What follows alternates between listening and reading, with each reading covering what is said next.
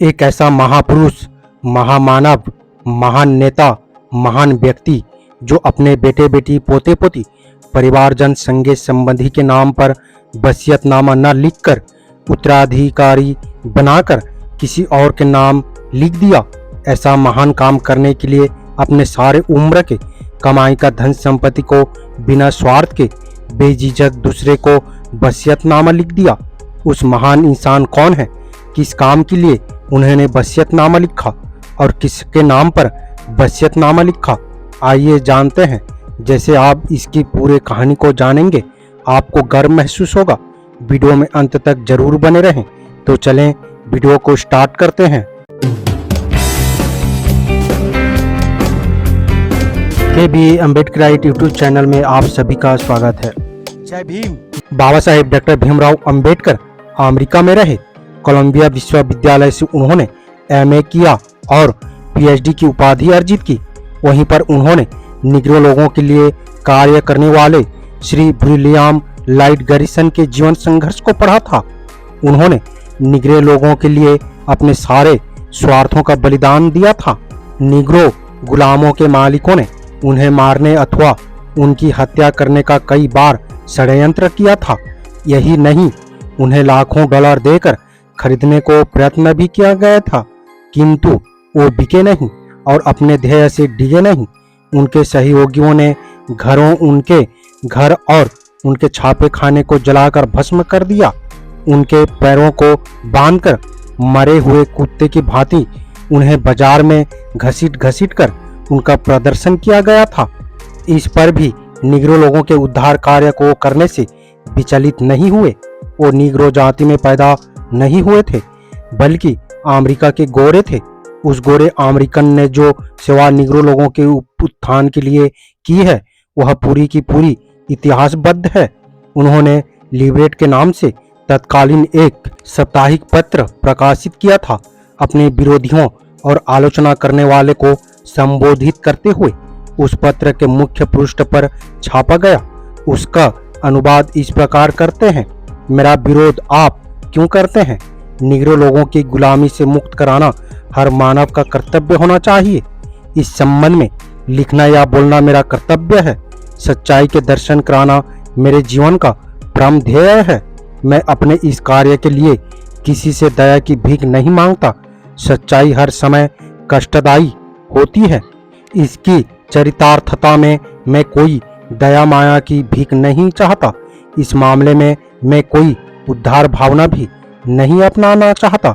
अगर एक घर में आग लग जाए और उस घर में रहने वालों से कहा जाए कि बिल्कुल आहिस्ता आहिस्ता स्वर में बोलकर लोगों को बुलाएं, तो क्या आग बुझ जाएगी? अगर एक दुष्ट आदमी किसी की पत्नी पर बलात्कार कर रहा हो और उसके पति से कहा जाए कि काम ही इच्छा को रोकने के लिए शांति से काम लो, आग में फंसे हुए एक बालक को बचाने के लिए उसकी माँ को उपदेश दे कि भद्र महिला, तुम अपने बच्चों को सानो सानो संभाल कर बचाओ। इसी प्रकार से मैं भी गुलामों के विरुद्ध सौम्य सौम्य और परिमार्जित भाषा में कम से कम लिखा या बोला करूं। कोई भी मुझे इस संबंध में ऐसा सलाह मशविरा न दे। मैंने अपने ध्येय को निश्चित कर लिया है। मैं अपने इस दृढ़ निश्चय से एक तिल मात्र भी नहीं हट सकता। मैं इसकी पूर्ति के लिए नरमी से काम नहीं लूंगा।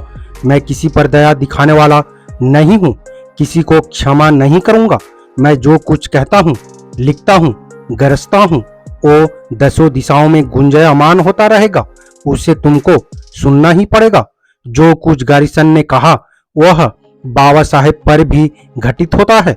बाबा साहेब हिंदू और अंग्रेज शासकों से जुझारू संघर्ष करते रहे। हिंदुओं की मानसिक, बौद्धिक, सामाजिक, धार्मिक, नैतिक और राजनीतिक गुलामी से अछूतों को छुटकारा दिलाना उनके जीवन का परम ध्येय था। अंग्रेजी शासकों द्वारा इस निरीह जनता की अपेक्षा करने पर उनमें विद्रोह की भावना का होना उनका स्वभाव बन गया था। ये कोई आसान काम नहीं था। इसके लिए बाबा साहेब को भी कठोर, कटु और प्रक्षोभक शब्दों को ही काम में लाना पड़ा। एक पुरुष को अछूतों के उद्धार की बातें अथवा आंदोलन न करने के लिए कई धमकियां दी गई।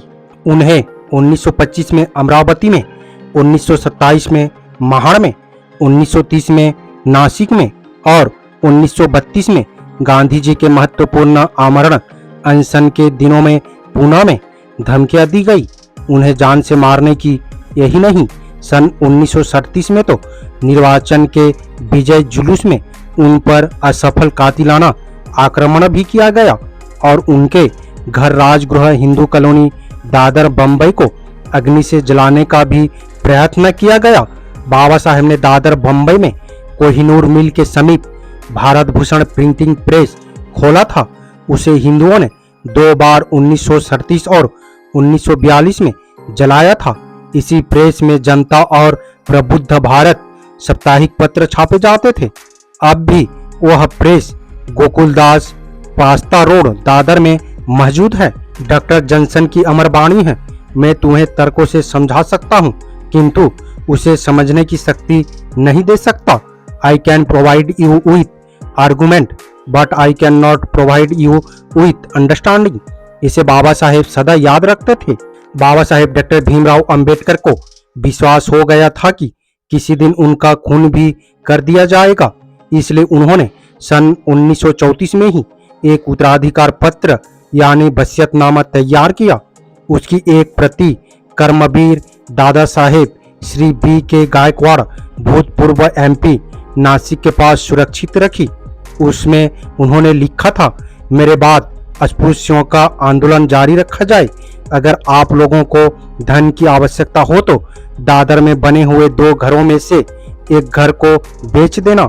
उस धन को इस आंदोलन को जारी रखने के लिए उपयोग में लाया जाए। यह वो समय था जबकि गांधी जी ने अरुवादा जेल से छूटने के बाद सारे भारत में हिंदू मंदिरों को अछूतों के लिए खुलवाने और हिंदुओं का हृदय परिवर्तन करने के लिए पदयात्रा की थी। अपने इस पर्यटन में वो स्वयं बाबा साहेब के ध्येय का दोहरा अर्थ करते हुए प्रचार कर रहे थे।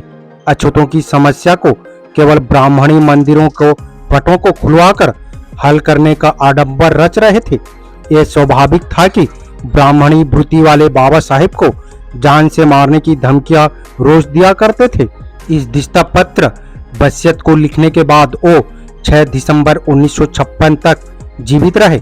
उन्होंने हर समय सिंह गर्जना की तरह गरजते रहे, हिंदुओं अगर आपने इसी प्रकार असमानतापूर्ण अनाचार और शोषण को कायम रखा और मेरे विचारों को आज नहीं सुना तो कल आपके धर्म का सर्वनाश होगा। इस भविष्यवाणी थी बाबा साहेब की।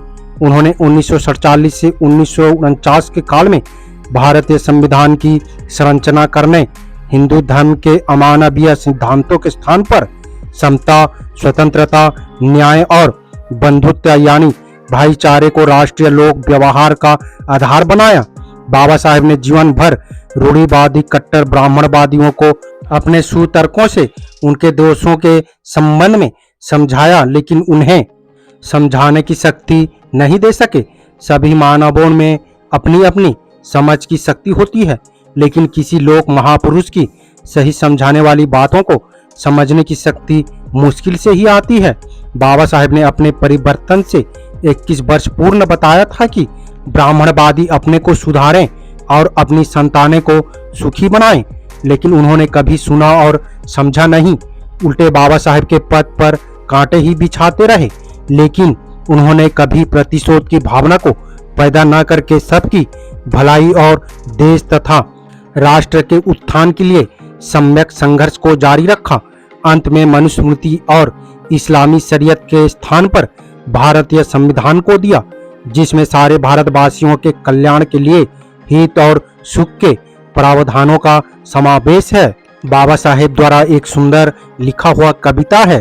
गो मेरे सिर पर शाह रात की तन्हाई है, मेरे हाथों में है सूरज का छलकता जाम, मेरे असर में है तलखे इमरोज, मेरे उपकार में है इसरते फरदा का प्याम। इसका अर्थ है माना कि मेरे हाथे पर काली रात का एकांत है, किंतु मेरे हाथों में सूरज का यानी प्रकाश का छलकता हुआ प्याला है। मेरे कविताओं में आज की कड़वाहट है, लेकिन मेरी भावनाओं में सुखद भविष्य का संदेश है। अछूतों के तारणहार बाबा साहेब डॉक्टर भीमराव अंबेडकर जी, जो अपने संपत्ति को अछूतों के उद्धार के लिए दूसरे के नाम पर वसीयतनामा लिख दिया, ऐसे महान मानव को मेरा कोटि कोटि प्रणाम, सैल्यूट है। बाबा साहेब डॉक्टर भीमराव अंबेडकर एक ऐसा महान इंसान थे, हम उनका जितना तारीफ करें उतना कम है। वीडियो आपको कैसा लगा अपने राय कमेंट बॉक्स में जरूर दें। वीडियो अगर पसंद आया हो तो लाइक करना ना भूलें। उम्मीद करता हूँ वीडियो को समझ गए होंगे।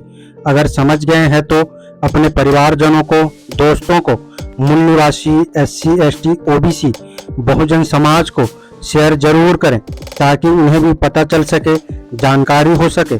मेरा आप सभी बहुजन समाज मूल्य राशि अम्बेडकरवादियों से अपील है, हम अपने समाज को जागरूक करने के लिए बहुत मेहनत करते हैं और अम्बेडकर विचारधारा वाले वीडियो को लाते रहते हैं। आपकी एक सब्सक्राइब हमारे हौसले को बुलंद कर हमें दोगुनी हौसला प्रदान करता है, मजबूत करता है। इसलिए आप सभी से गुजारिश है कि हमारे चैनल को सब्सक्राइब करके हमें सपोर्ट जरूर करें ताकि हम अगले नए वीडियो डालें तो आप तक नोटिफिकेशन जा सके और कुछ महत्वपूर्ण जानकारी मिल सके। धन्यवाद। जय भीम, जय संविधान, जय मूल्य राशि।